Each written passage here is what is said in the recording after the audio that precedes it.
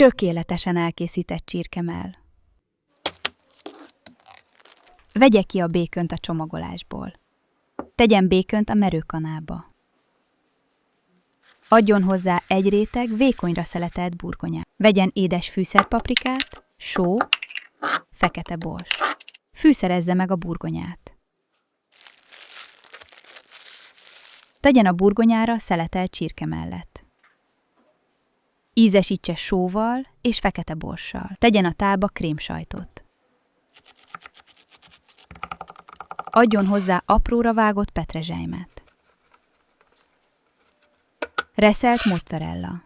Keverje jól össze. Tegye a tölteléket a merőkanába. Ismételje a rétegeket, amíg megtölti a merőkanalat.